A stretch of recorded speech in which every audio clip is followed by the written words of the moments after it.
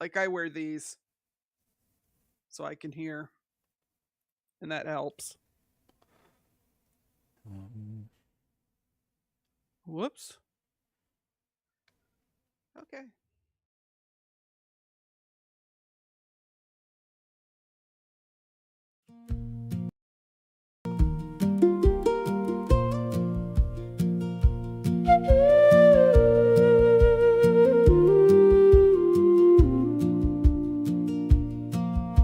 Nicole picks up her camera, steady hands, unflinching eyes. A picture holds 1,000 words where silence once hid. Through the lens she gives them back their dignity, their name. She frames their strength within the grief, so love outlasts the pain.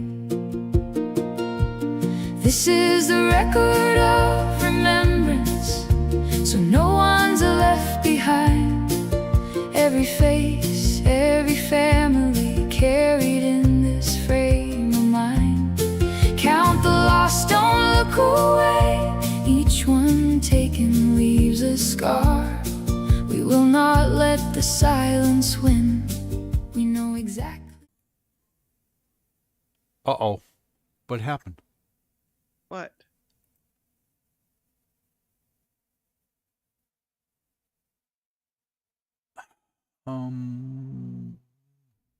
I think the song just cut out.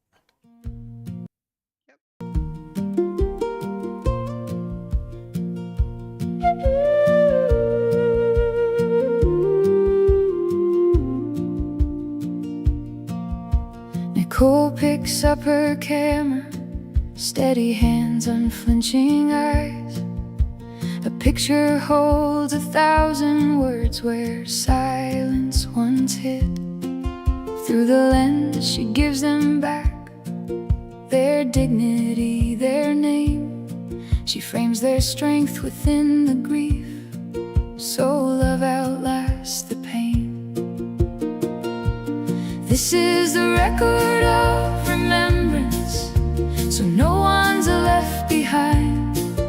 Every face, every family carried in this frame of mind. Count the lost, don't look away. Each one taken leaves a scar. We will not let the silence win. We know exactly who you are.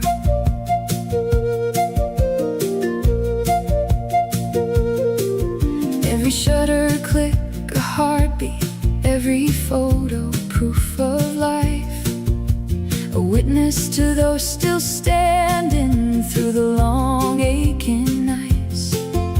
She's not just taking pictures, she's holding space for pain, turning grief into a record so their story stays, remains. This is the record of remembrance, so no one's left behind. Every face, every family carried in this frame of mind. Count the lost, don't look away. Each one taken leaves a scar. We will not let the silence win. We know exactly who you are.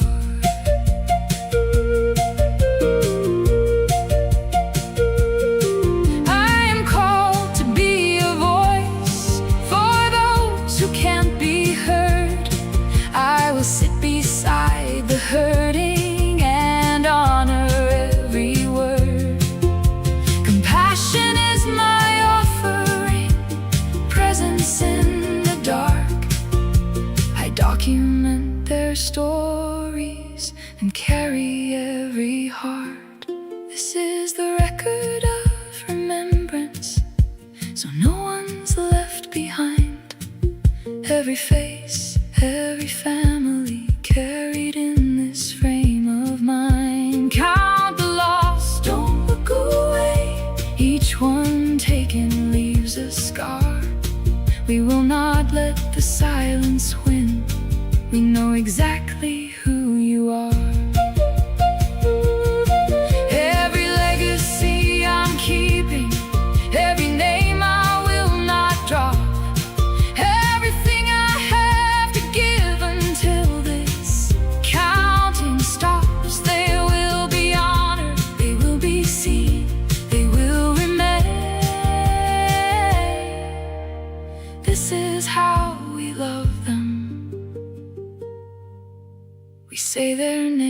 rose again.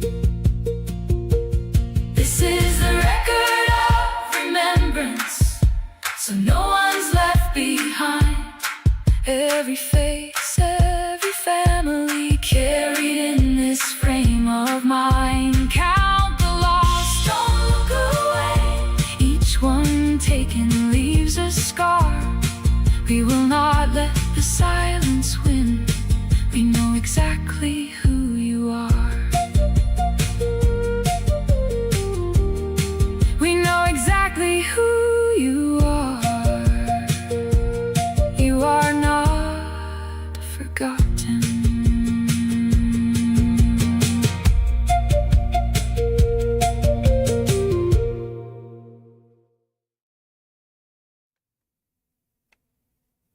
Live on the air, Trial Junkies United presents Justice After Dark with your host, Z. Doc. Hey, welcome to all my trial junkies, my truth seekers, and my justice warriors. Semi was first tonight in the chat. One of our lovely mods, along with we have Fala and Irish is in here with us, and Teresa has joined us, and Trisha Martinez is here. Welcome to you guys for coming and joining us for this conversation. I think you're really going to enjoy it. I'm Z, your storyteller in the wilderness of injustice, with my ride or die doc, riding shotgun as we navigate the dark corners of where the predators hunt and the system usually looks away. But tonight it's different.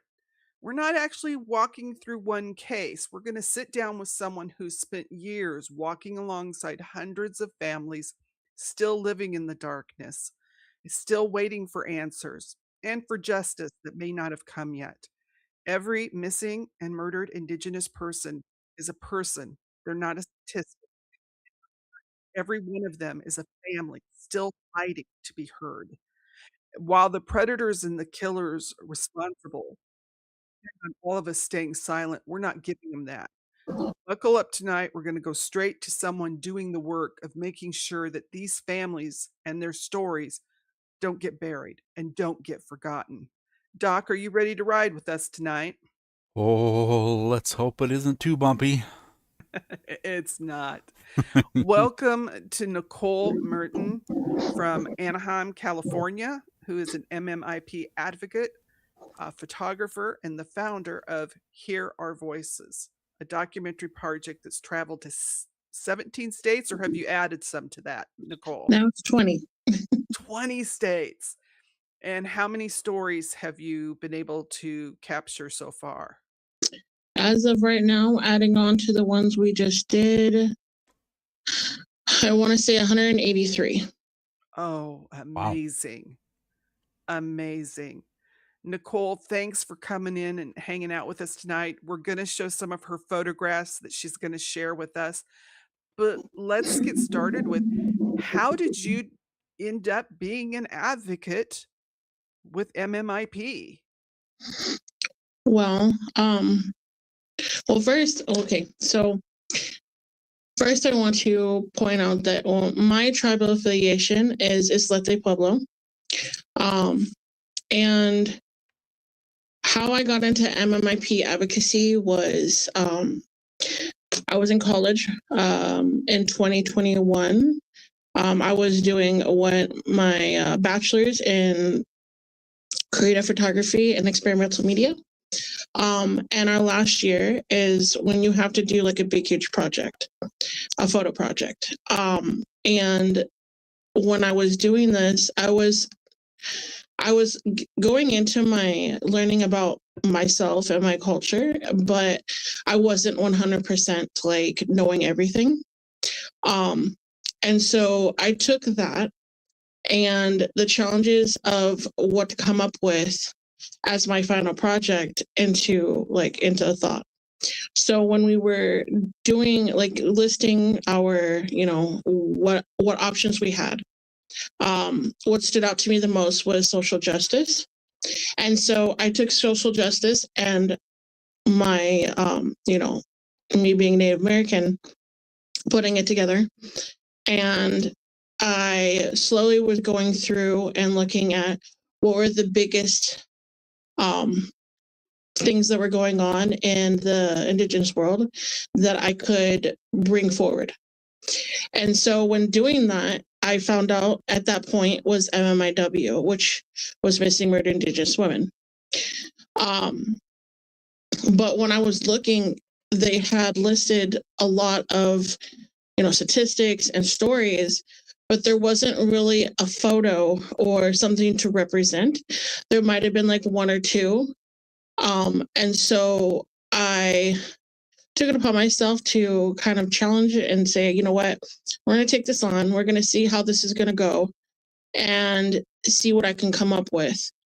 And so after a year-long process of doing this, I had reached out and documented and covered 70 stories of women and children in our communities. Amazing. Wow. Amazing. And so, needless to say, when I represented it to our class, it blew them away because I had taken it and created it more into a personal thing for me. And so showing that to people was raw, but my end result that I wanted from that was for them to ask questions.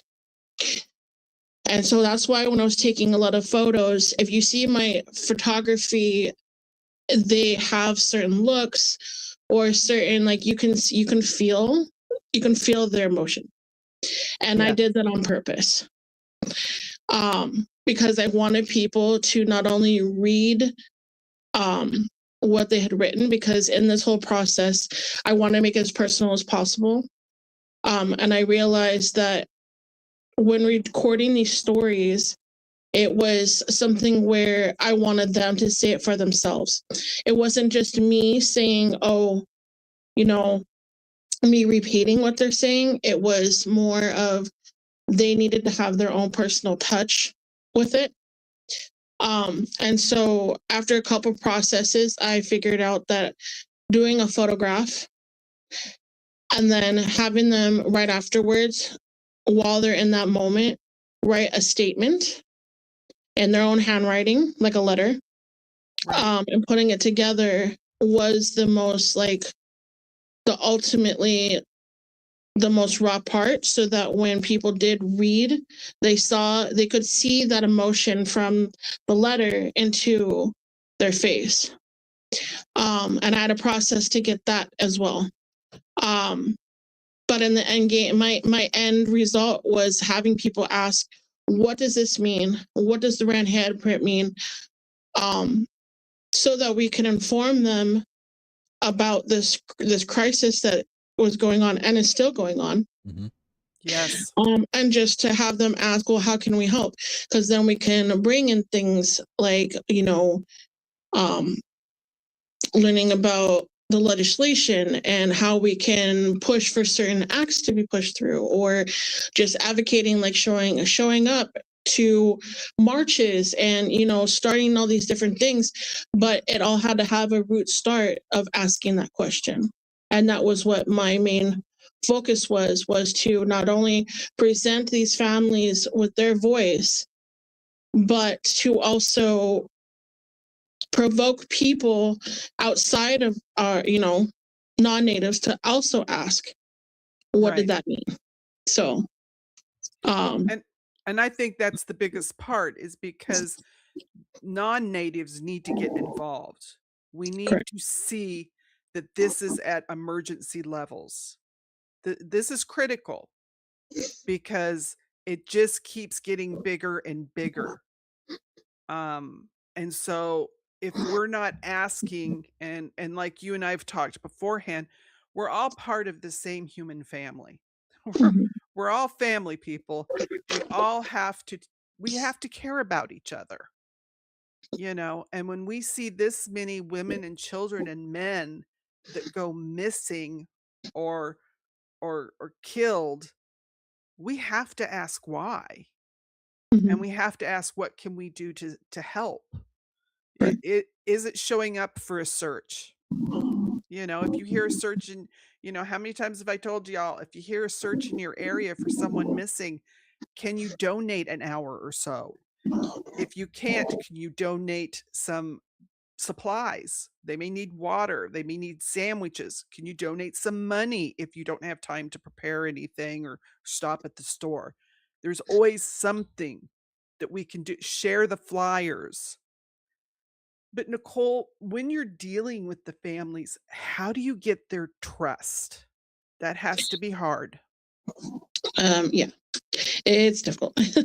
um, well, because for many, what I've learned is from contacting some, like groups or families, they put forth that they have been approached before, to record their stories.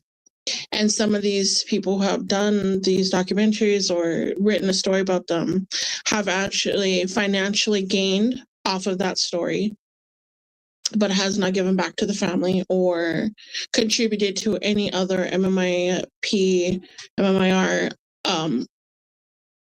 groups or anything like that to help give back to the community. And so a lot of them are feeling exposed and just taken advantage of. And Yeah. for me, I had to come forth and just be like, look, this is me. I am a domestic violence and sexual assault survivor. I'm going to let you know, you can ask questions, like this is just me. This is the reasons I'm doing this. I'm doing this because I want to not only have a platform for our families to have somewhere to speak and to be heard and not to be criticized or judged or anything like that, but just have their own place. This is just me, and I explained to them, I'm a small person, I'm a small group. My group consists of myself, my husband, and my 2 children. We travel everywhere, and it's just basically, this is it. This is my platforms. This is what we do. And I'm very transparent when it comes to this stuff. And so I tell them, this is me. If you want to speak with me now, and if you feel comfortable, you can. But we can also build that trust and relationship if we talk, in a year. And for some, it had to take a year in order to go visit them and to talk with them because, it had to be to build trust. And then after that, I'm not going to break their trust by going and just, dropping off the face of the earth and never talking to them again. Absolutely not. For us, we stay in contact forever. Every single individual that I have documented is still friends with me on Facebook.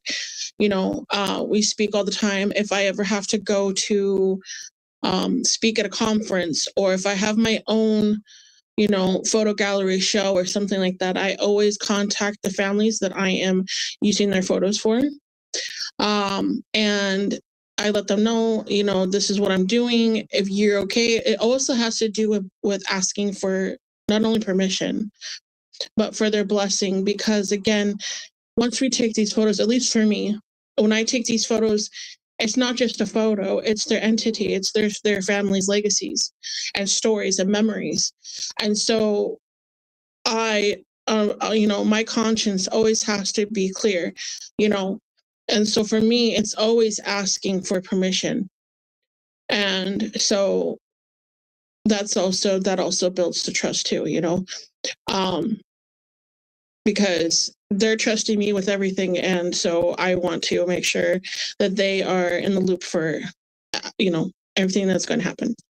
Right.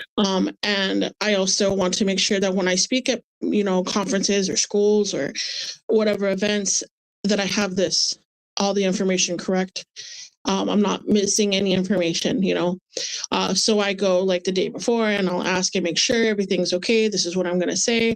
Are you okay with that? And they give me the okay. And then I speak, but that's, that all goes hand in hand with coming together to gain and build that trust bridge, Exactly.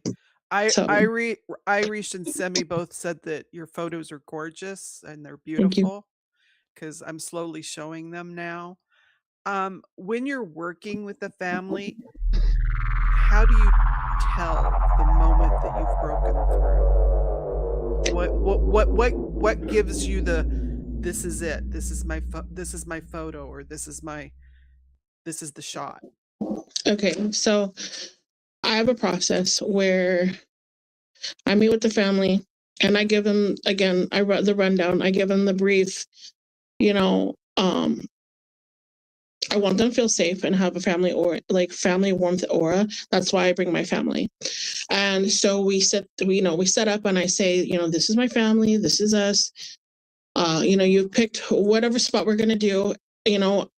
I tell them, if you feel uncomfortable at any point, let me know, we'll stop. And then I go in with, my story and why I started this. So that if it's a family that hasn't really known about me, now they know, and then at that point they're kind of like, okay, maybe we'll talk about a little bit. And I explain, you don't have to tell me everything. You really honestly don't have to tell me anything. You tell me, you're here to, honor your mom or your dad, your brother, your sister, your auntie, whoever you're honoring, and that's it. You don't have to explain everything to me right now. Right. Because again, this is your moment to say whatever it is that you want to say, because that is going to be like your piece, your individual section in what I'm doing. Right. And it's their part of the record. Correct. And so usually at that moment they'll give me like a briefing of what it is that they want to talk about. And I'm like, great, now that I have like a sense of what it is that we're going to talk about, then I'm like, okay, let's go do our time together. So basically I go with it's usually either my husband or my older son. He's now a teenager, so he's learning with me. And he'll be my assistant when it comes to doing the handprint on the face or just setting up a place, where we could have our moment. And in that moment, there could be families and people around us listening, but in that moment, it is me and that person, that individual. And I get really close to them and I speak in a soft voice.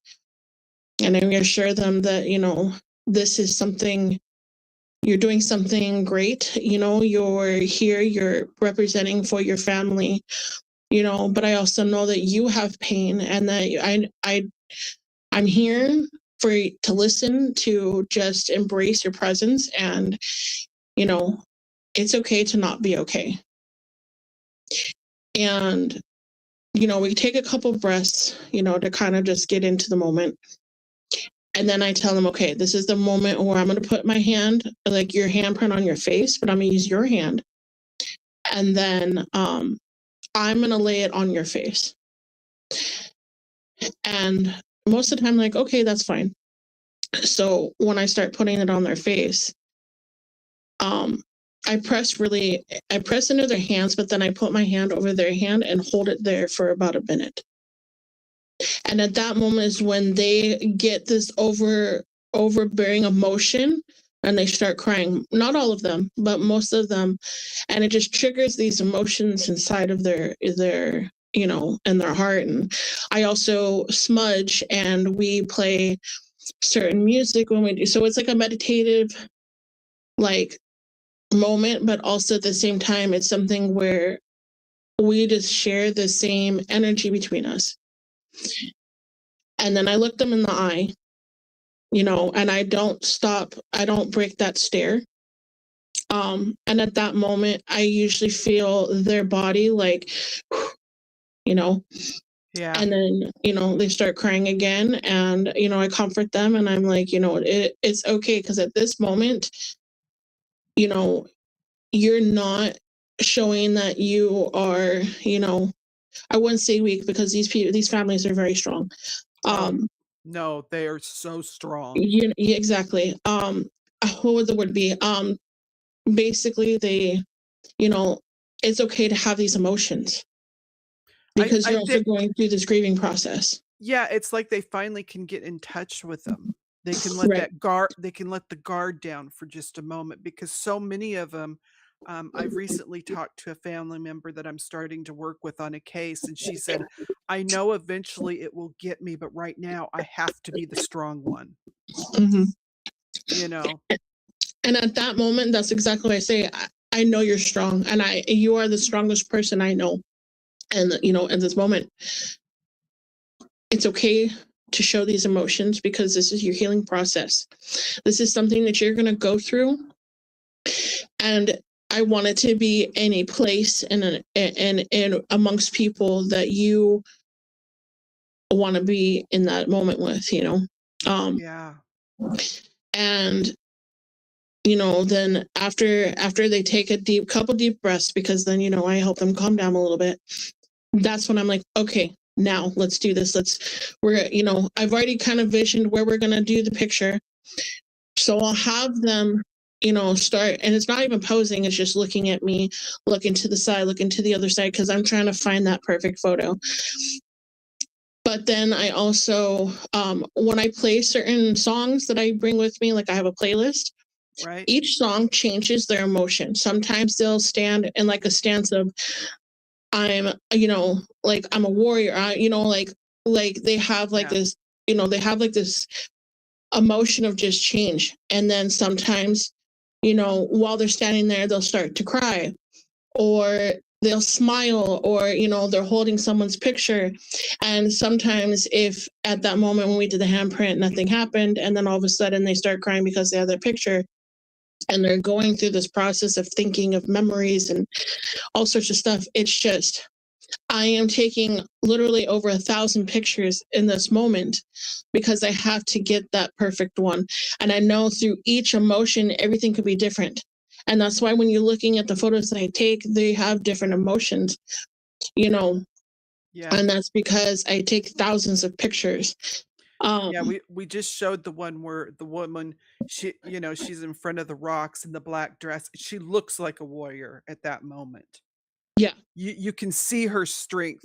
Some Ginger made the comment, it's resilience. Yeah. The resilience Um, that they and have. so, and it's not always like when taking these pictures, it's not always about the emotion of being sad. Some, like within that picture that she's talking about, she was doing that photo, yes, for some of her family members that were, in abusive relationships, and honoring some of her family that are not here anymore. But she took it in a different way, where she was standing for not only her family, but for all the other ones, because she's from Washington State. Okay. Um, and some of them were, kidnapped. And some people from her tribe were kidnapped and murdered. So she was not only standing for her family, but for an entire tribe. And so in that moment, when we were doing these photos, I noticed in her photos that she was very, she had that stance of, I'm doing this for my entire, my tribe and my family, and for everybody else. Yeah. So, not every single one is going to be about sadness. And that's not, I want to retract and say that's not always like what my purposes are, because it's not always about sadness. We also need to talk about, their memories and the good times and stuff like that. So, while doing all of these things, I've kind of changed the way I represent certain things. But for the main focus, this is what I take all these photos, and depending on what they write in their handwriting, I read over it a couple times, and I kind of get that feeling of, like, just that feeling of what exactly they're trying to, like through their voice, what they're trying to portray. And then I take that and I'll do like a double screen, and I'll take all the photos and I'll pick all the ones that I think are the best. And then I will compare it to the photo and the writing together, and we'll do Right. a side by side until finally I narrow it down to the last two or three. And then I'll have my husband come, or one of my Native sisters, read through it. And you know, and I'll say, these are the two options, these are the two pictures. And most of them will be like, you know, reading what this person has written and this photo, I think this one's the best. And most times, like, yeah, I agree, but I want a second opinion because, you know, Yeah. I want it to be the one that stands out the most. And so that's how I get that point. And then once I put the piece together, then I send it to the individual I took the photo of. And then I get their okay. And after I get their okay, that's when I put it on my website. And then that's where it's at. So if anybody ever wants to go read it or see it, you just go on the website, you click where you can read the parts, and then you go there. Yeah. Yeah. And I think that's the amazing part, because I think when people look at your photos, I mean, I told you after you sent them to me, you just you see their souls. You see the moment, you capture it so beautifully. You just see a truth that is coming out and what these families have been through, and yet they're still standing Mhm. because they're standing for their family. This one picture, is that in front of one of the residential prisons that I call them? Yes. So this one right here, I'll tell you a little about that one. So Okay. this girl right here, her name's Caitlin. They're Choctaw. So this residential school is in Wheeler, Oklahoma. Okay. The Choctaw actually run the grounds now. They have a little on off to the right side, past those trees in the corner, is a little I don't know, like a cabin house where they have like some of the history in there. But the Choctaw actually run the grounds and make sure everything's nice and taken care of. But that in the back is actually a all girls residential school. Wow. And when she took that photo, she was standing for her 3 generations. So her mother, her grandmother, and her great grandmother went to that school. Mm. Her mother went there until she was about 11 years old, and then that's when they shut it down. But she stood for all of them because their family members had witnessed some of the horrible things that happened in those schools. Yeah. And I don't know if a lot of people believe in energies and stuff like that, but I'm telling you, while doing this photo, this particular shoot, it wasn't something where I was like scared, but it was heavy. It was something where, and I also look at my photos, I believe in spirits, and so when I look at these photos, I actually blew some of them up, and you can see little orbs in the back in the windows. And so That's amazing.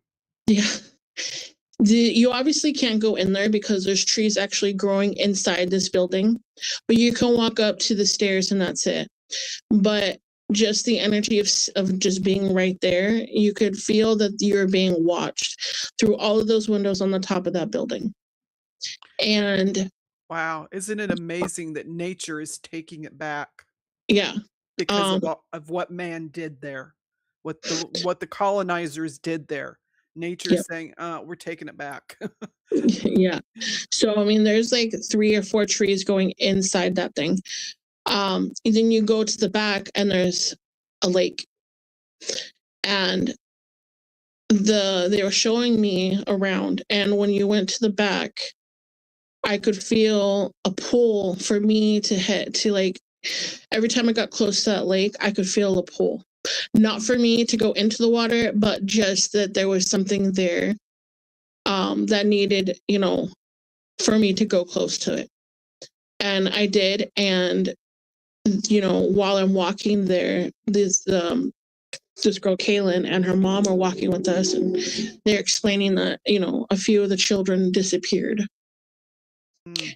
And they assume that they're inside that lake amongst other areas of that school. Right. And so it was an experience where for me, I was emotional. So after they left, because I kept it together. But when I got in that car, I bawled probably for a good 30 minutes because it was just something where these were the types of energy where you knew it was children. Well, I think too, because we've talked about the residential prisons that they put children in, and I think that it's a situation where hopefully people, as we keep talking about and sharing these stories, will understand what generational trauma is. Because if you've had a great grandmother, a grandmother, and a mother all in one of these places, none of them learned how to parent because they were never parented. Mhm. And that's why we say it just continues until, later generations are being able to say, no more, you know, because they've stopped putting children in prisons like this, except if you're an immigrant and you're in a detention center. Side point, that's another topic that gets me going. But Michelle says, "Thank you for your work, Sister Nicole." I'm thinking, is that our little Michelle Storbakken? Not sure. Um, but yeah, I can see how that one would have got to you. I just that photo, the first time I saw it, it was like, wow. It just really, I think, put into focus what our Native brothers and sisters went through, and the injustice. I mean, total injustice. Um, this picture, where was this one taken? That was in El Paso, Texas. So this person, her name is Maria. She is actually part of my tribe, but it was separated. So my tribe, there's half of them are in New Mexico, which is like right in Albuquerque. There's Albuquerque and like maybe like 10 minutes out of the main town of Albuquerque is where my tribe is, but it got separated. And so there is a part in El Paso, Texas, right at the edge. That's also Isleta Pueblo. But Okay. it's called Isleta Pueblo del Sar. And so I took a photo in front of their church, where they do their feasts and their powwows and stuff like that. But also, that individual herself, she was going through a lot of generational trauma, and she was abused sexually, and most of the people that I've met, when it comes to this part where they meet with me and they talk about generational trauma, it's heartbreaking to know that 90% of them were also sexually abused or physically abused. That's why it's so important when we talk about, especially our unsheltered relatives, that we're not blaming them because we don't know what they went through. One of the first cases, we mentioned it quite often, that we covered was a serial killer up in Alaska who went after Native women. And one of the women that he eventually killed was because she was unsheltered, because she had been molested by a Catholic priest and she couldn't stand to be inside, you know? And if you haven't been there, you don't understand the trauma that she lived through. You don't understand why someone, it's always easy for people to look at a situation and say, well, why don't they do this or why don't they do that? That's why children get a life sentence when they're abused. And that's why we're against plea deals on this channel. No child creeper should ever be allowed a plea deal. I'm sorry. Because you give a child a life sentence. They never get over it. That doesn't mean they can't eventually go on with their life, but it's always going to be that wound. Mhm. and I think that's what we need to realize when we see people that are unsheltered, is not be judgmental. Right. What can we do to help? Because that's more important. What can you do to help? Like when we talked with Riva last week about her hydration program that she's got because of the heat in Arizona, you Mhm. know, giving people water, a hat, chapstick, cooling towels, a tarp. Those are kindness is, come on. So Yep. let's not look down on people. Let's see what we can do to help. And I think you bringing their stories to life, I think will help us understand things a little Mhm. bit better. Um, and what you do is amazing. I'm sorry, your pictures they blow me away. They really Thank do. you. And I like this one too, where she's kind of in the grass. Where was this one taken at? That was actually in Cal State Long Beach. Um, Okay. they have their tribal areas right there called Bovanga. They are part of the Tongva and Ahashmam tribes, Lusenyo, Uh, and this was taken during COVID because half of the time that I was doing this for my project, because this is part of that project, um, it was very difficult to do very close to people. And so we would meet and some would actually just come and do the face. They would already come with it on there and I would still do like the process, but with the mask on and kind of from afar. Or I also had funny story. I also brought a lot of like instant COVID tests just to make sure.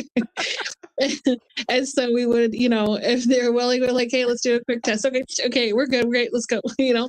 Um, you know, but some were just like, it's okay, I've already had it, or it is what it is. So this was during the COVID part, and she was like, we're good, we're fine. I was like, great, let's go, let's do this.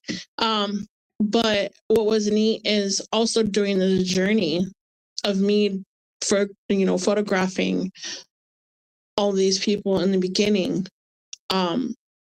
it made me dig deeper into who I am now.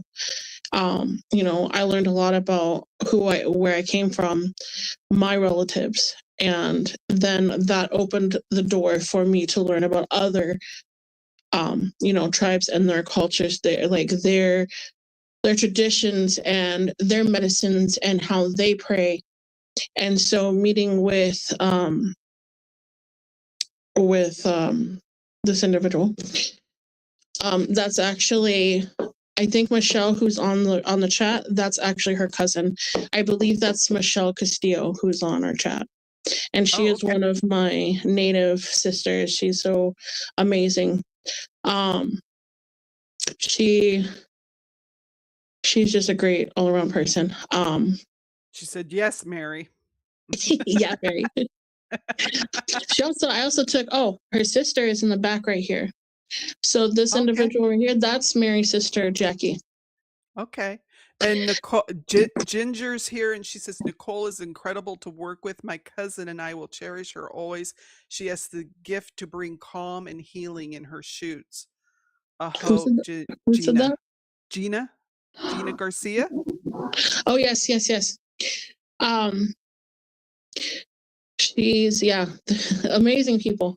Like I said, everybody that I've talked to and I've met with have all, we've become close to each other. And so it's just great that they support me all the time. And, when things happen, I support them too. They're all just amazing.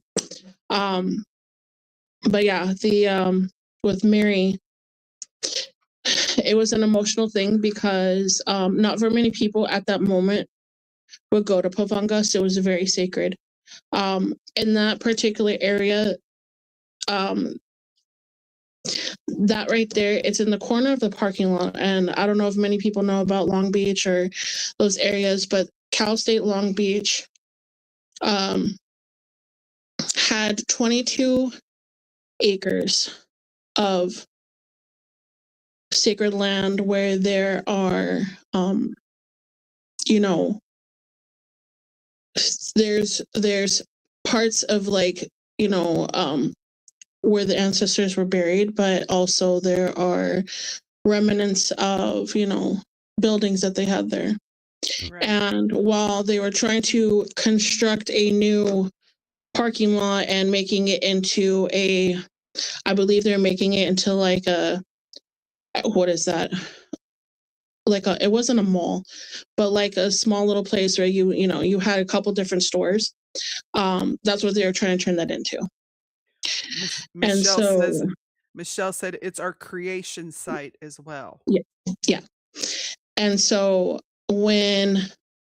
um, when they were digging all that up, the tribes fought against the school to make sure that that was not taken and that was not dumped on.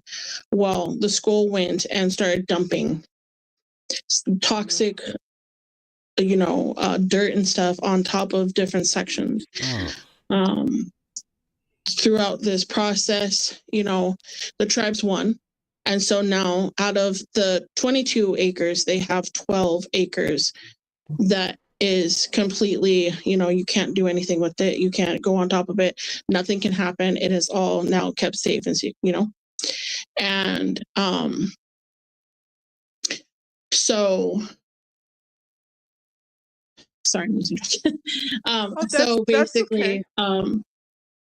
that has now become a bigger, you know, sacred site. So many do come at certain times of the year, you know, for certain ceremonies and stuff. But for the local tribes, that's one of many sacred areas. And I But think when I was taking this, huh? I was just gonna say, I think it's interesting because you're bringing tribes to us that we haven't heard of before. You Yeah, know, because everybody, I've heard of Lakota, I've heard of Cheyenne, I've heard of Cherokee, but some of these tribes in California that might be smaller, it's good to learn what their names are, you know? yeah. There's a lot of like, you know, desert Indian or band of, you know, or there's Mission Indians. Um, and within those are also breakdowns of others. For example, in San Diego, there's a tribe called the Kumeyaay Nation, right? And they have, I believe it's, don't quote me on this, but I believe there's like 19 smaller groups that go into that. Same thing with, you know, there's the Kuya who have, I believe, 4 different sections, you know. But then it also goes up to like Northern California, where there's a Right. Yurok, and the Yurok and the Miwok and the Miwok, and you know, there's all these different ones where they all are in different, you know, things, but they also have special, um, how would you say it, like special things that they present too. So like, for example, in like Yosemite, they have the Miwok tribe. I think it's the Southern Sierra Miwok, I believe. They are one of the some of the people that I photographed. There's one that's there. I think it's a few slides back where it's of a woman and a child. Yes. She's part of that tribe, and they hold a lot of their basket weaving classes, and they still do it to this day. They'll their lands are Yosemite, and so they will go inside Yosemite Park and teach these classes.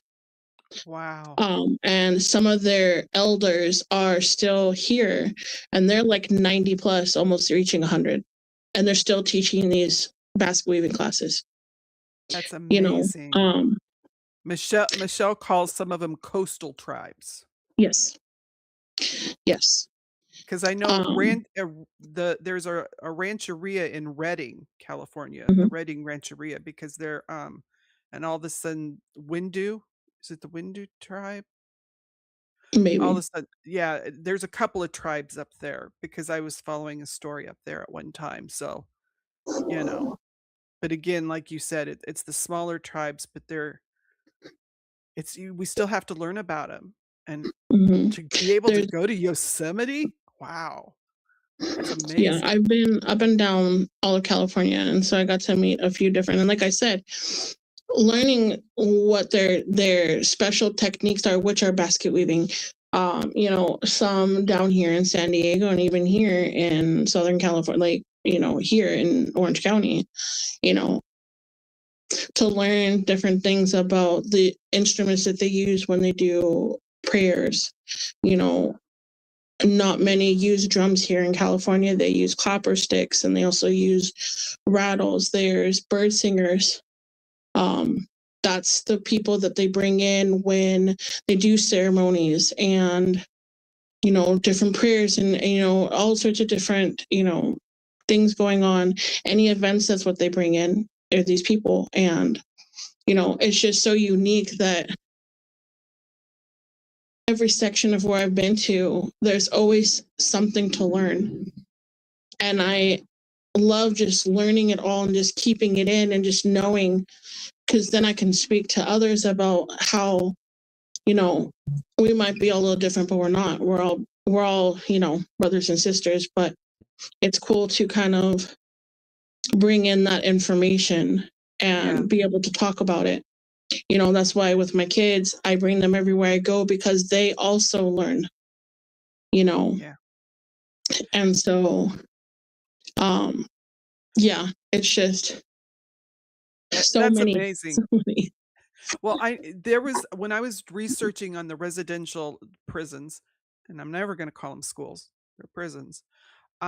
When they first started, I remember some of the research I read, there was a young girl, and I can't remember what tribe she was from, but when they took her and put her in one of those prisons, she said until that time, she said, "I didn't know there were other tribes." Mhm. And so that was the first time some of them learned, you know, they didn't have cell phones, people, okay? So Way back. basically, the government's the federal government's desire to squelch the native part of the people, it backfired on them. Yeah, because Because they that's they what that they learned, they learned yeah, from each other what the different tribes were doing, and and that's yeah, and that's what that little girl said. "We taught the younger kids our dances. yeah, We taught them our songs." Mhm. So here that's they so thought cool. yeah, here they thought they were pulling them away and just mixing them up, and, but the native and indigenous communities are resilient. Yes. They've been through things a lot of us can't even comprehend. Yep. And they're still here and they're still strong, and you know and that's what I think is absolutely amazing. you know but what's the story with this little girl, because she's just precious. They're also from Oklahoma. They're closer to Oklahoma City. She did that because she wanted to do it for her mom. Her mom was abused Oh, sexually, Hmm. um, and physically for like 10 years. And so she, her mom didn't, her mom didn't explain everything, but she did say, that there was she put it as genital trauma, but she kind of broke it down in like a way her daughter would understand, but not to like an extreme.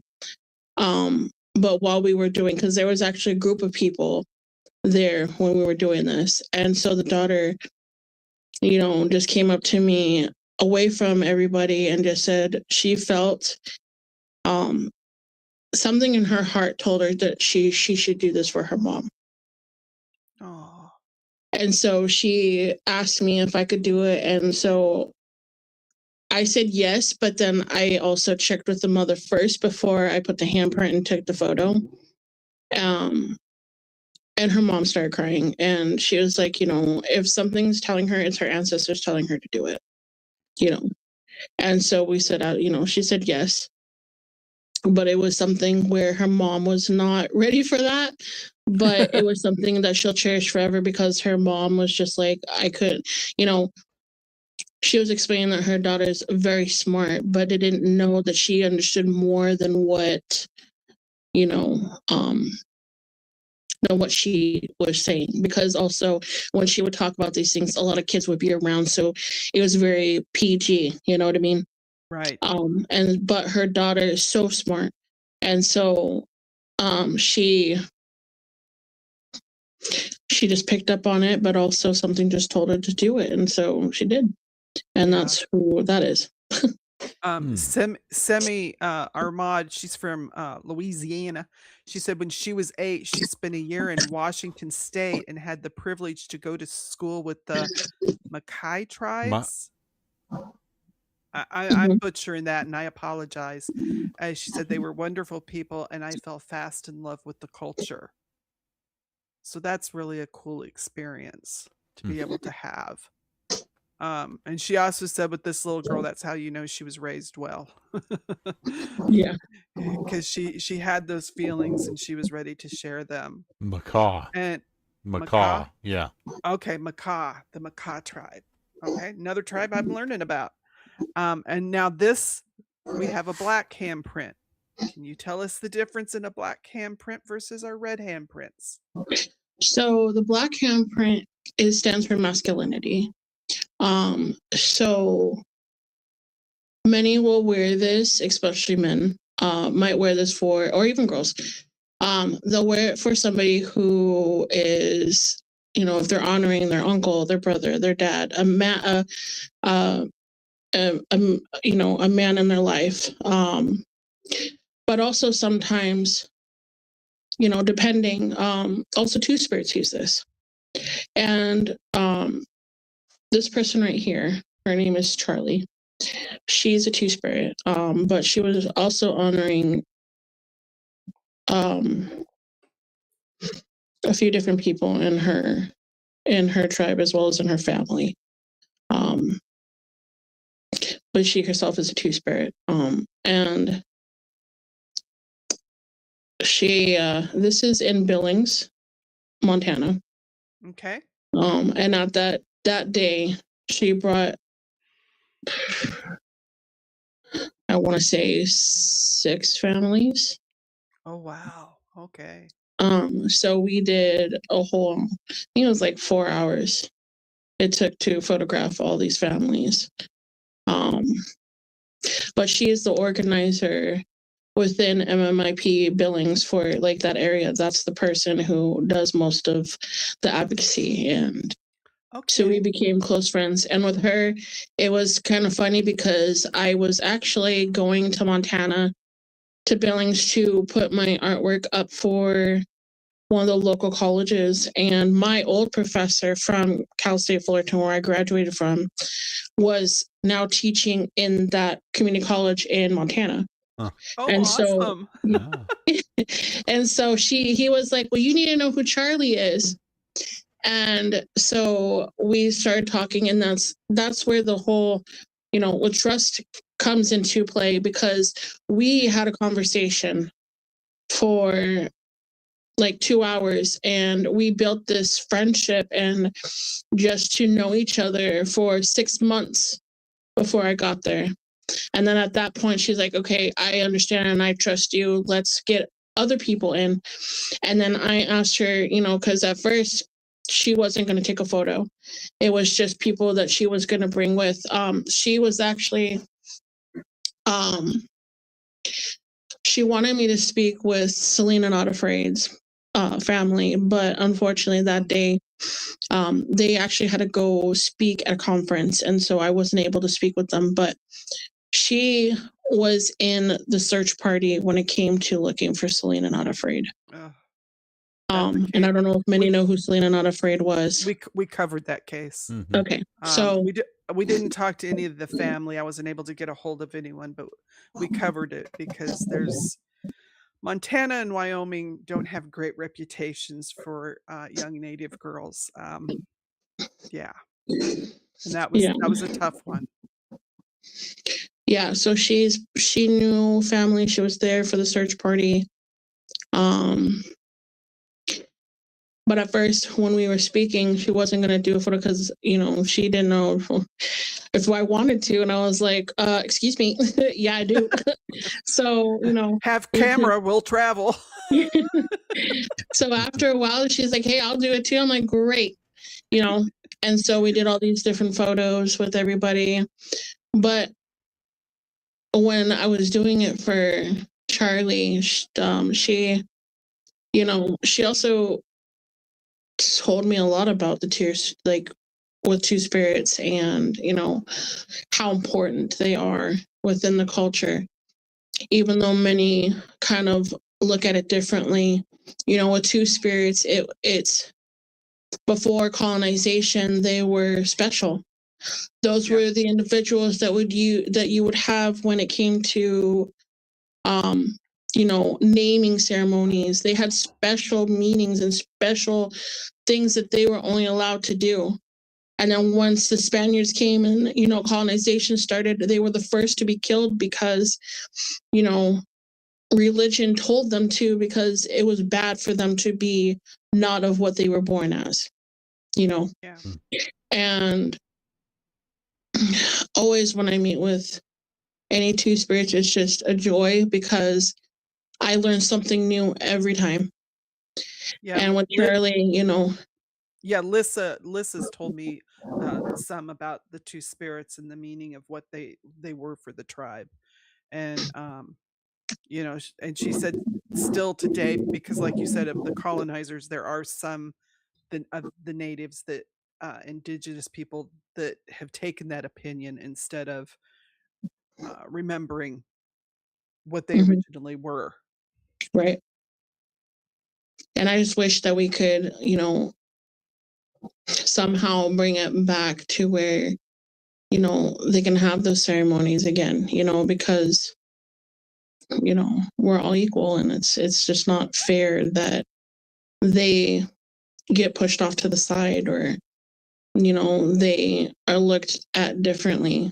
And, it is also because for hundreds of years they've been, many tribes have been, pushed through this process of thinking differently. Brainwashed. And yeah, so. Well, because there are those tribes that were matriarchal.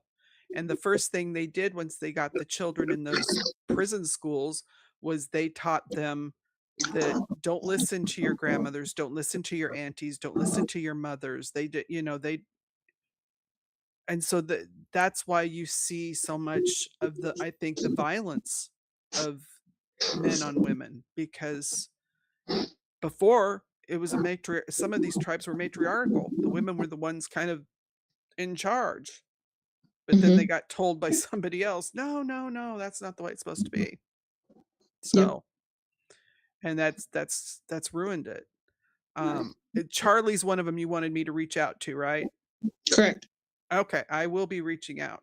I didn't get a chance to do it, but I will be doing that tomorrow. Let's see.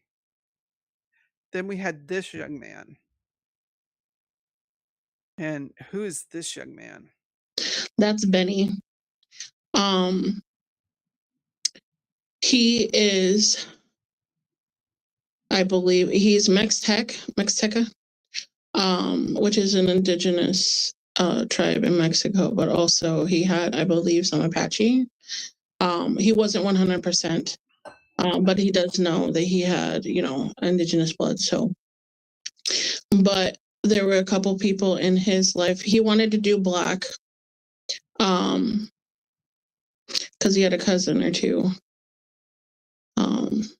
Things happened. They weren't murdered, but abuse happened, and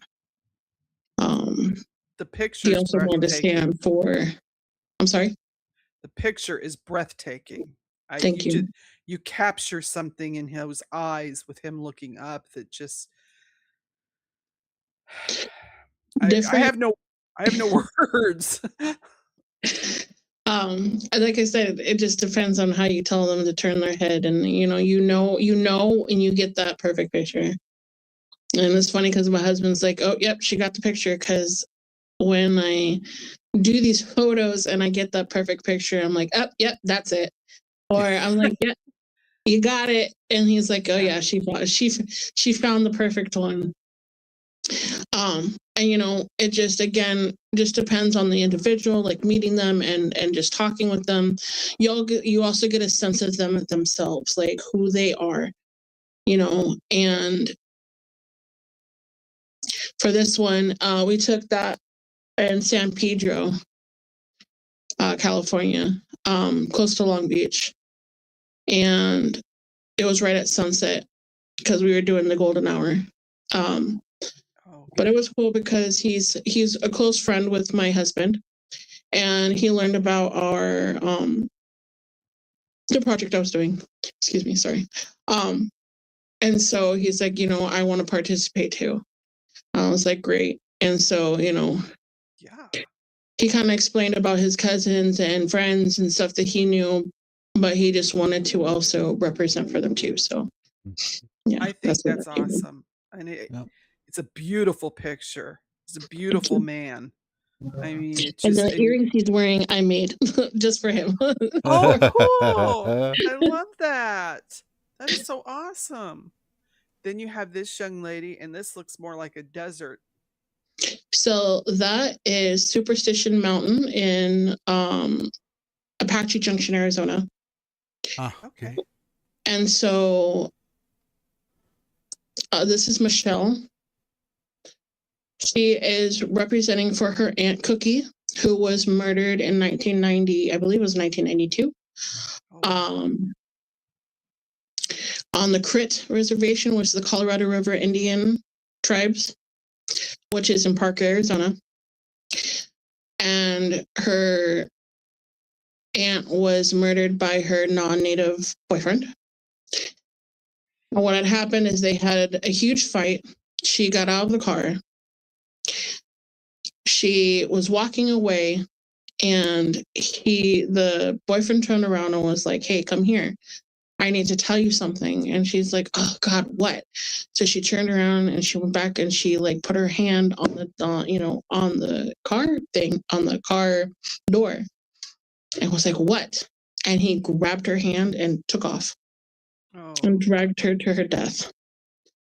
But when he let go, because he knew exactly where the line was for the reservation and to be off the reservation, and he dropped her body exactly there for the reason that in some of these tribes, like in some of the reservations, it's a lot about the jurisdiction, you know? Yep.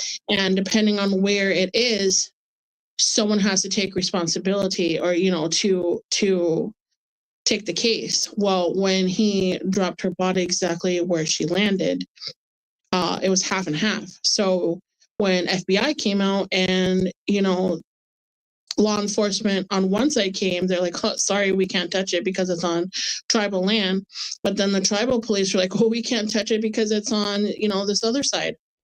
So none of them, like, they, you know, they dropped their hands. They're like, sorry about it, but we can't do anything about it because no one wanted to take that case.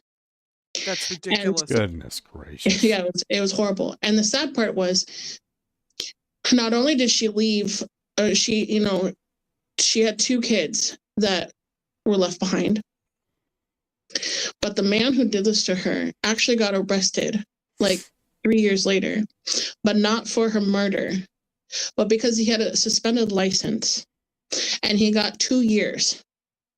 Oh gosh. Well, even though he talked about it, admitted it and everything, they're like, oh, you know. Well, that reminds me of Ella Mae Begay's case. Mm-hmm. You know, she was taken by that young man, and he said that he dropped her off somewhere. They've never found her. He was in prison or in jail for a couple of years. He finally confessed that he just dropped her, not that, you know, he killed her. And so they did a plea deal with him, and the day that they did the plea deal, because he'd been in there long enough, he walked free. Yep. That's no plea deal. And if you're going to do a plea deal, you have to tell us where that body is, or you don't go anywhere. I'm sorry. What? Yeah, that I mean, he made shouldn't no have got sense. one. Yeah, because that family will never have peace until she's found. Correct. This is where Doc likes to say my righteous indignation gets going. You know, I feel it. It was a good thing that I wasn't there at that crime scene, because truly I would have moved the body to one side to the other. Take responsibility for it now. You know, it's just, yeah, that is so ridiculous. And a lot of times it also depends on which tribe and what their judicial, things are. Yeah. But some non-natives will actually live on the reservation and do things on the reservation, because certain sovereign nations will not prosecute non-natives. Some of them can't. Yeah, exactly. Because I know we've had Siska tobacco from South Dakota, and excuse me, but up there they cannot charge, someone that's not native. And she said she's literally heard people non-native on the reservation say, I could kill you, and they can't do anything.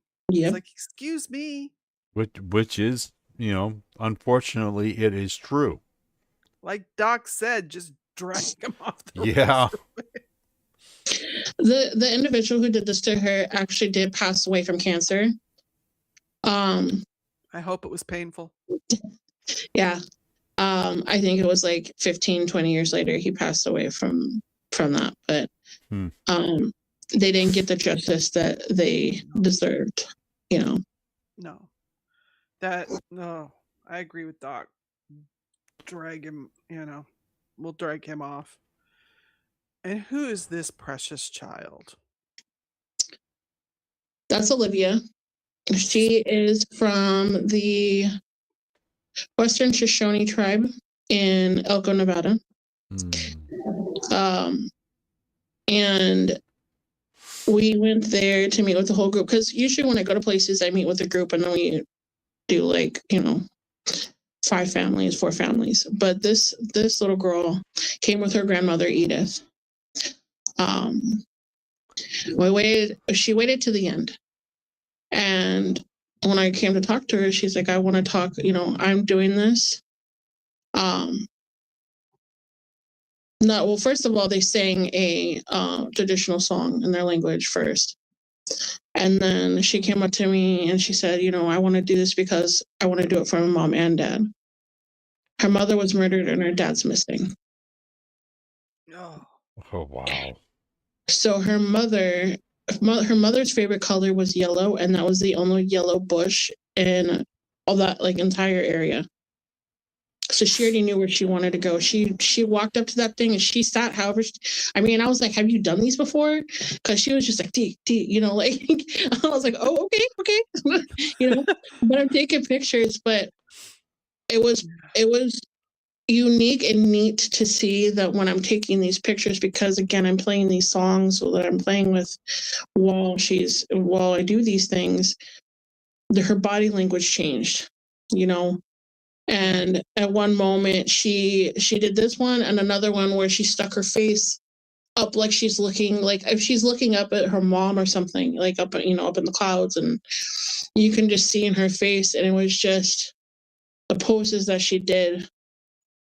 You could feel, and I tell a lot of people that when I'm there, I'm serious, I feel people around me, and I've felt people touching my shoulders and my arms and my back while I'm taking these pictures. And I wait till the end to tell them that, hey, something touched me, and I know it was nobody around me. So I am pretty sure it was your family member, and for her, I felt something on my shoulder. And so I waited to the end and I told her, I think your mom was here, and I'm pretty sure I would be proud of you. I'm pretty sure she's proud of you too for, doing what you're doing. Do you ever get a subject like her where you could almost do just an entire show of her? From the different photos that you just have a subject that it's like you get so many good shots, you could just Yeah, I can, but again, I choose to show as many as I can Yeah. within anything. Yeah. You know, because I've had a few library where the Santa Ana Public Library put all of my photos up on display for almost a year, 2 or 3 years in a row. Awesome. So I always just don't want to narrow it down to one person because, this again is all about everybody. But yeah, I've had some where I had 20 amazing shots, but I got to narrow it down, and it's great too, because each person I ever meet, they get all the copies. Oh, that's awesome. Yeah, I don't ever I keep for me, but they get everything that I have. So, whatever ones that I've edited that like make the cut, they get all of those. And they also get the copy of the final piece, and yeah. I've had her picture up a few different times, and then a few times that I've actually seen her, when we go out to Elko, I've given her a big, huge, I think it was 11 by 14 of her. Yeah. She's just so precious. And I love how she knew where that bush was. Yeah, it was amazing because she's just like, that was the one. Like, she knew exactly where she wanted to sit. And so I just let her do what do your thing. If you know what if you have something you want done, great. Just go with the flow. And then we have this beautiful woman. She's sweet. That's Helen Coates. She is the grandmother of the girl with the baby. Okay. Sadly, Helen passed away, I believe, last year. But I believe she was, I want to say she was 96, 97. But she was part of the family of basket weavers from Yosemite. And that day they all came. I mean, it was a humongous group. I took pictures of everybody, and each one had their own individual, their own individual stories. And then I took a group picture, but some were honoring not only themselves, but because both of the grandmothers, and a couple, generations back too, all had to deal with residential schools, but not completely residential schools, but they still were taken and, were enforced to learn certain things. And yeah, they had to keep quiet about their, their prayers and traditions and language. And yeah. So, well, that's why so many of the traditions and languages have gotten so far away from the young people. It's good when you see the young ones that are reaching out and trying to learn now, because it's amazing when they do that. And then there's this, she's beautiful. That oh.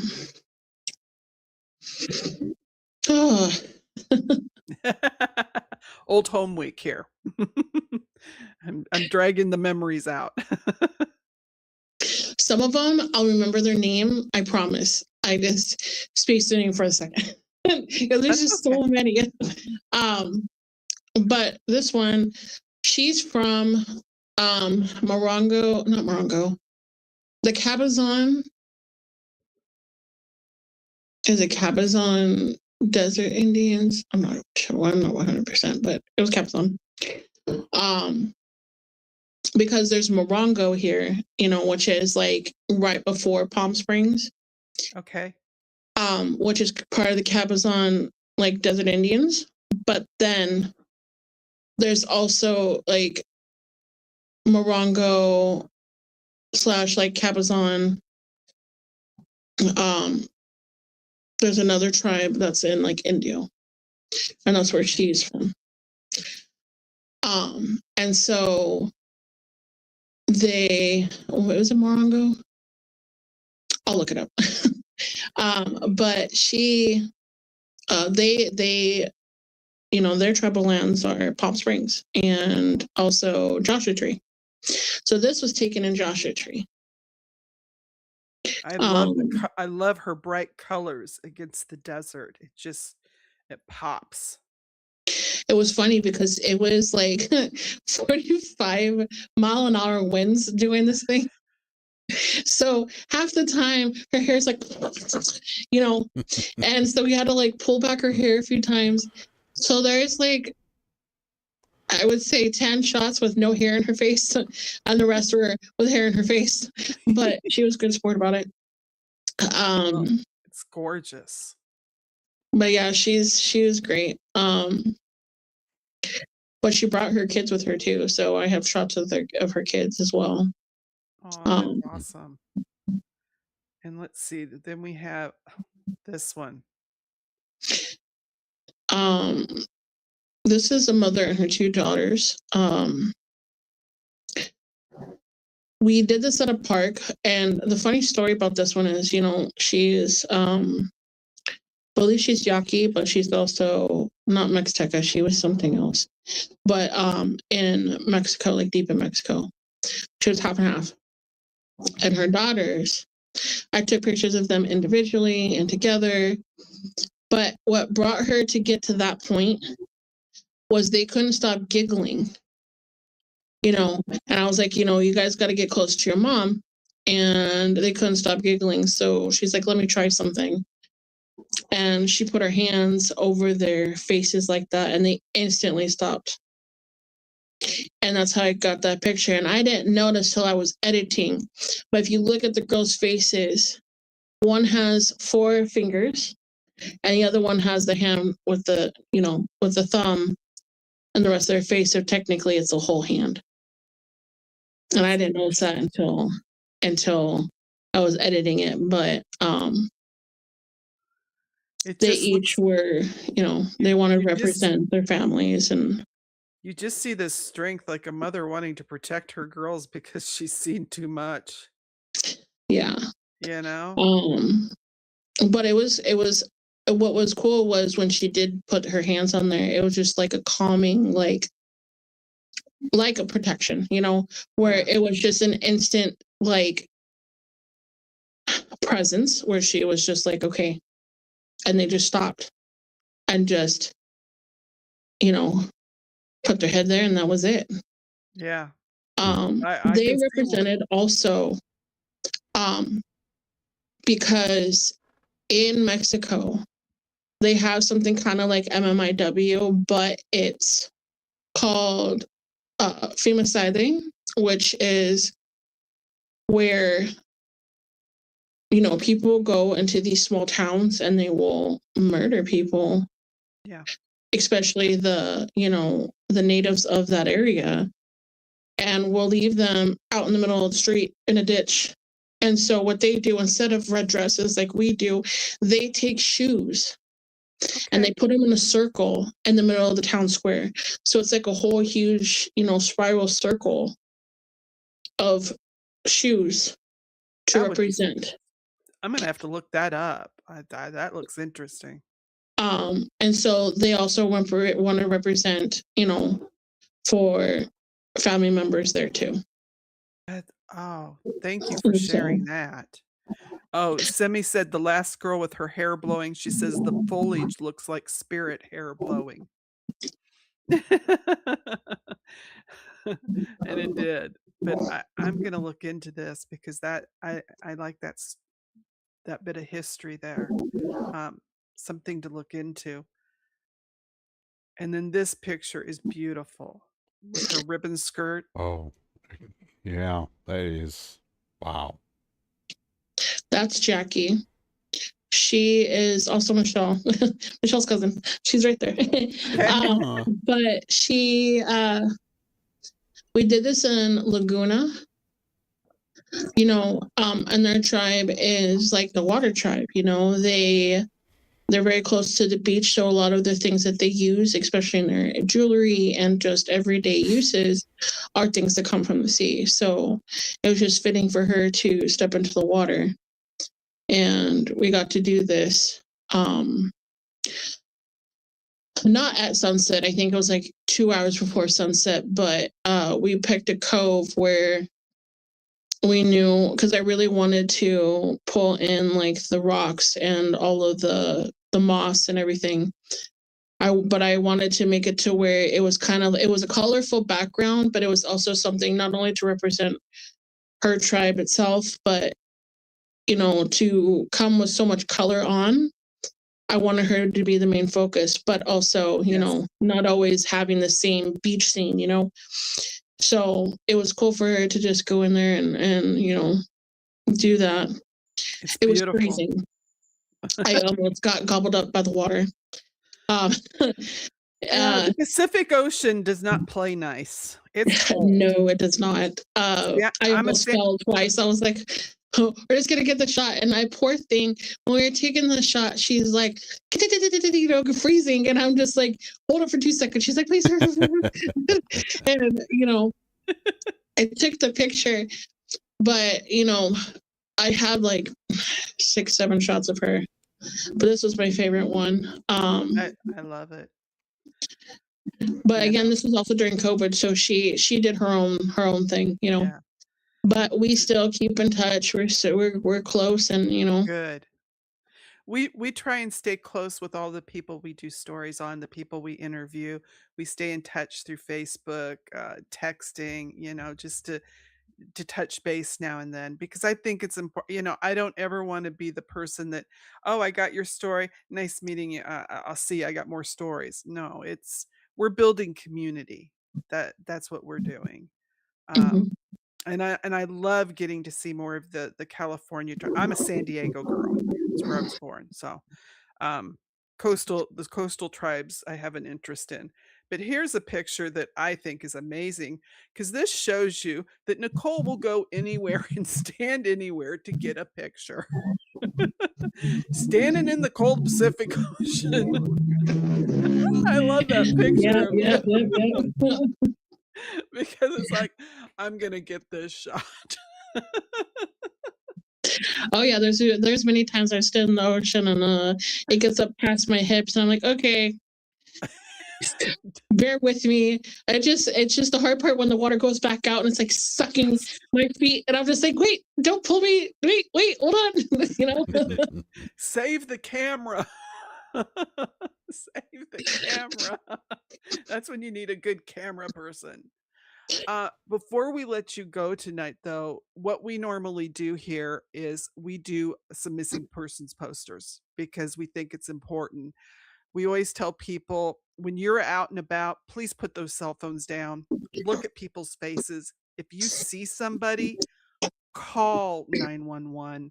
If you're too embarrassed to call, we have a tip line. It's called tips, the number 4, trialjunkiesunited@gmail.com.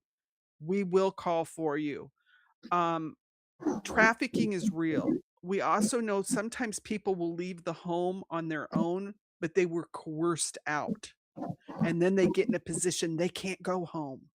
So we have to take this into account. So if you get that feeling on the back of your neck that something's off, listen to it. This is Kane Ghost Bear, 30 years old. He's been missing since July 14th of 2026 from Rapid City, South Dakota. He's 6 foot, 280 pounds. Now, it says black hair in this picture. He's dyed it blonde. He has brown eyes.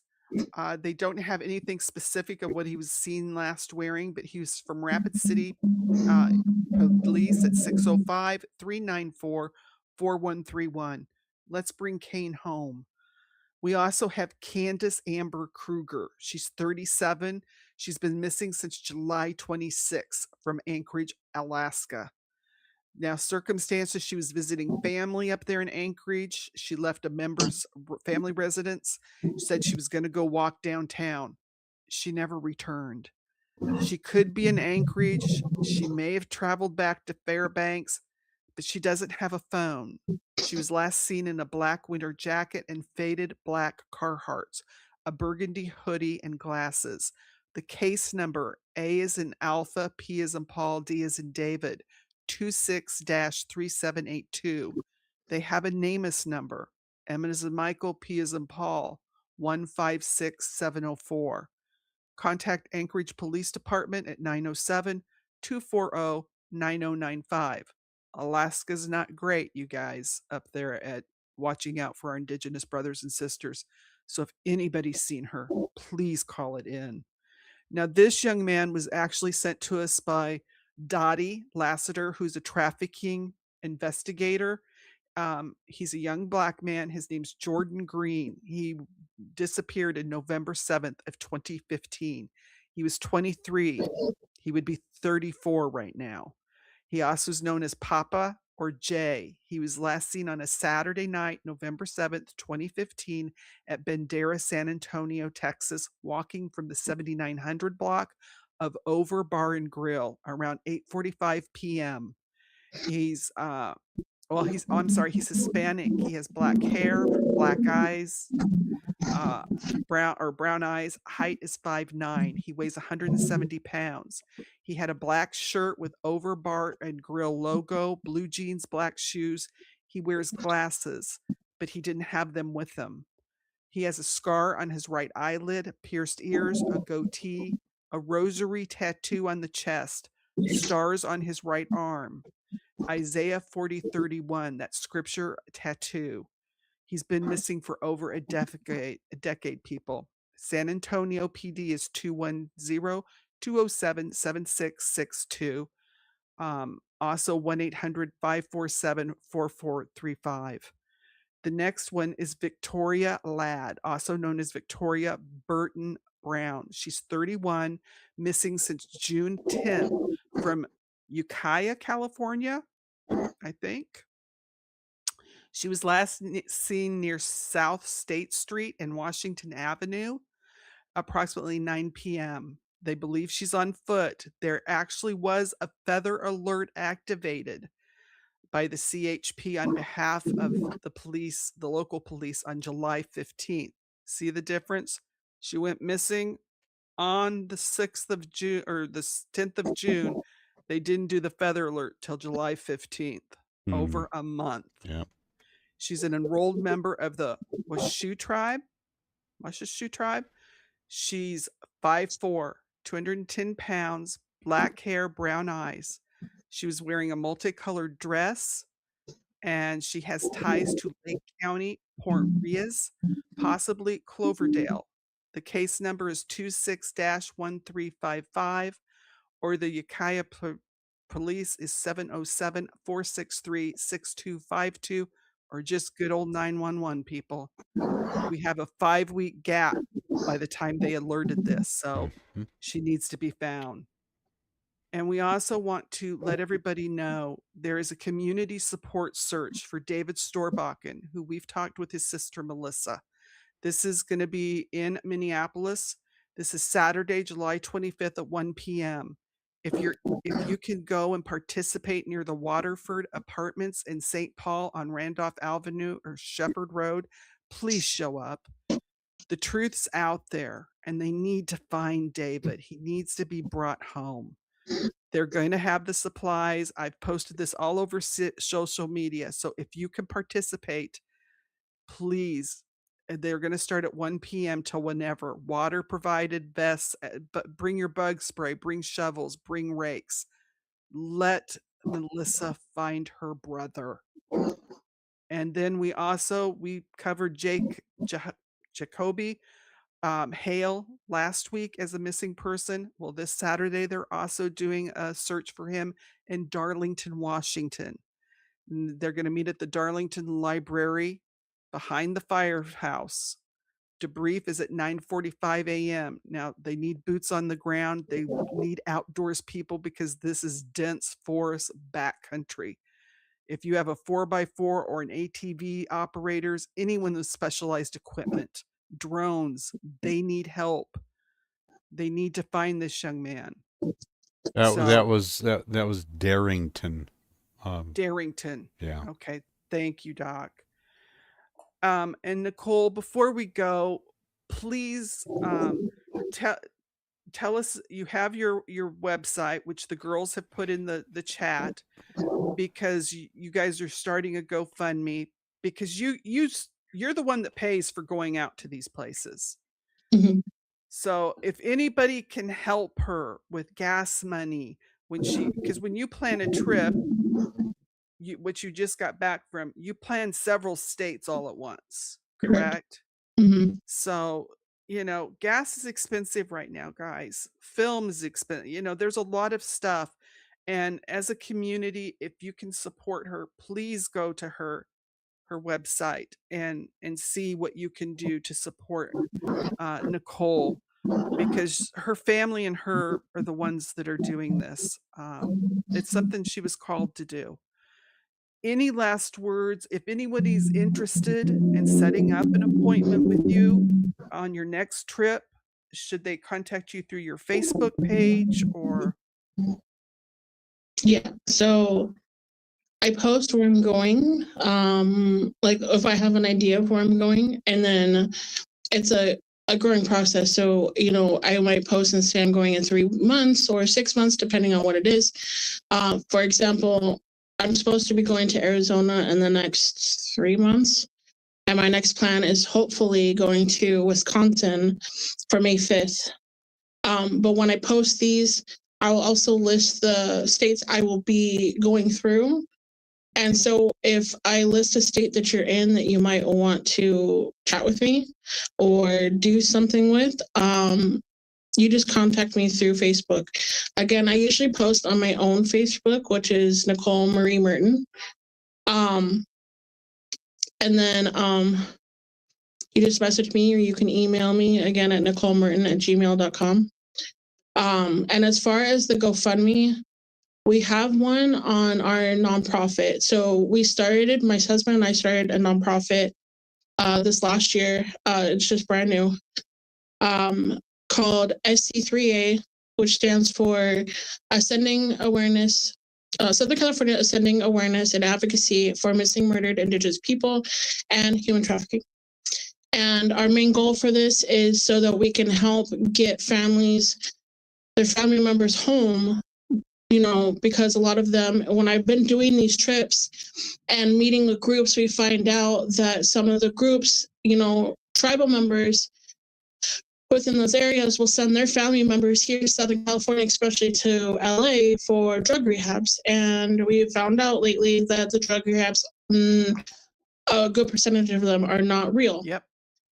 Or they will, they do different things. Like, they'll charge their insurance for, so many months and then magically get them out, or they will traffic them, and so by the time these family members realize their family member is missing, then they start reaching out. And a lot of the places expect, at least for here in Southern Cal and in Orange County specifically, we don't have resources like that. And we have more resources in places like San Diego, but not here in Orange County. Yeah. And so that's why my husband and I established this nonprofit, so that we could start sending family members home, maybe through train, bus, or plane, or gas money to get here and back. We also are trying to raise money to help our MMIP families and tribal areas that might need help. So that, I think that website, I did they put that in the chat, the SC3A I think MMIP? I think they did. Okay. Yes. If you go to that website, there's a section there that says you can donate. That's where you can donate. And that helps us. We'll put it on our link tree so that people can go into our description too later on the show. Yeah. and look for it. And that helps us in both ways, because I also that also helps link with our Hear Our Voices section. Right. And so the Hear Our Voices is the part where we do our photo journey. And it's here, HERE, for a specific reason, is because we are here. We are still here. I always get corrected for that. They're like, are you sure it's not here? But, no, it's on purpose. It's on purpose, people. Nicole, So, yeah. Thank you for trusting us with your story tonight. I think sharing what you do has meant a lot. A lot of people really, your photos touch them. I can tell by the comments that were being made.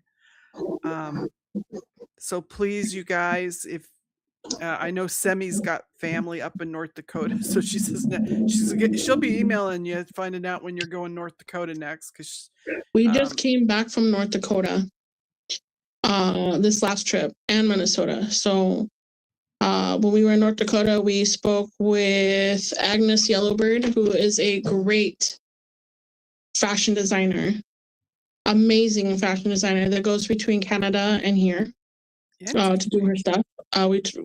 She talked about her auntie and what happens in Canada, because we all know that MMIP, MMIW, MMIR, everything came also from Canada. So she explained a lot about that. From the we First also Nations. interviewed Renzo Bullhead. Yeah. His parents. So we went to North Dakota. We will probably heading back. Hopefully, if we're going to Wisconsin May 5th, then we will be traveling. I'll be trying to travel through North Dakota. So have her message me.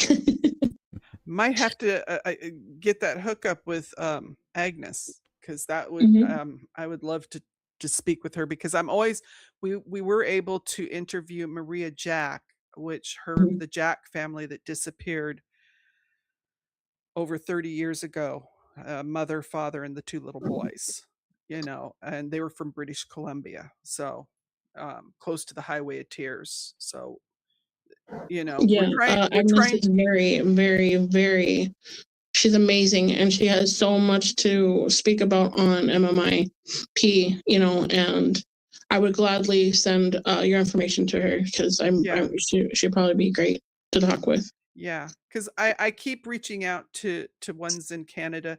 So far, haven't got a lot return. I got Maria. We're still building our trust too, and that's why we like to work with a lot of the advocates to tell the story, so that they realize that we're here for the right reason. We're not here, and that's one thing when you're working with an organization. Check them out. Make sure they're not asking you personally for money. No advocate should ever ask the family for money, that's suffering. Exactly. And that is 100% true. For me, I never ask anything from anybody. It's me raising money for myself, like for me to go. I might do fundraisers, or it comes out of my pocket. I never expect any family, and no family should ever have to pay for anything to have their story heard or put out there. Yeah. And if you're raising money for the MMIP or MMIW banner, make sure that you're giving to the families. Yes. We should not be out there, making a living off of tragedy. Exactly. We tell the stories because they need to be told. We share them. It's not a business. Correct. It's not.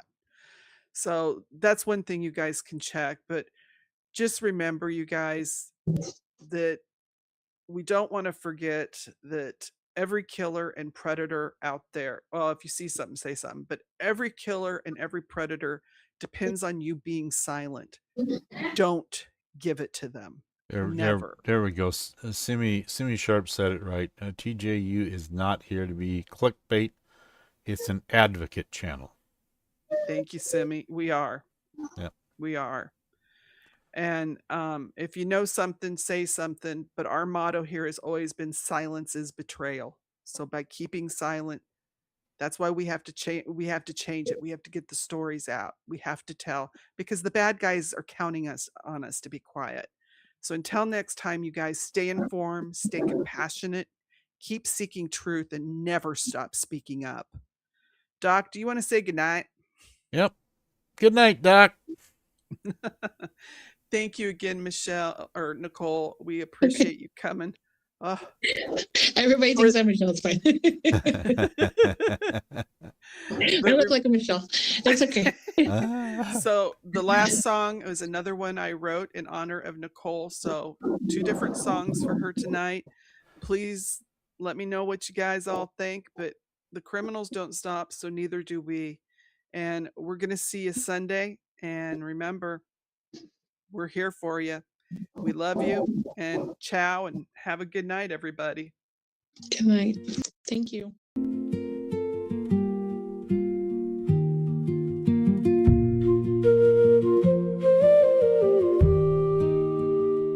From Anaheim, she carries more than a camera in her hand. She carries every story of a stolen woman, a stolen man. She travels where silence lives, where the headlines never go, to find the family still standing in places no one knows. Through her lens she sees them clearly, every tear and every scar, capturing the moment of exactly who they are. This is reflection, this is mourning, this is healing in the frame. Nicole holds the record, so we never lose a name.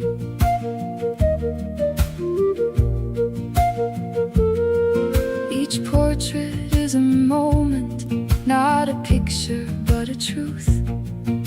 The grief behind the eyes, the dignity that never left them. She doesn't rush the shutter, she waits for what will show. She sits until she's certain of what she needs to know.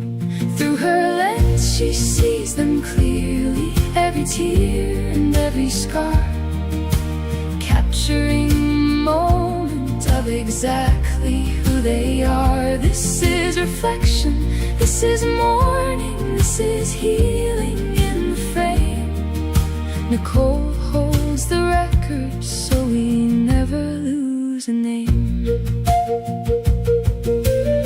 It's not just what the camera captures, it's the voices from unmarked graves, untold stories spoken softly, kept alive in every frame. Culture woven into color, sound recorded in the wind. She gives those who can't speak for themselves a way to speak again. Through her lens she sees them clearly, every tear and every scar, capturing the moment of exactly who they are. This is reflection, this is mourning, this is healing in the frame. Nicole holds the record, so we never lose a name. For the ones who are missing, for the ones we've lost too soon, she drives through the dark to bring them back into the room. A picture holds 1,000 words, but hers holds something more. She gives the silence back its voice.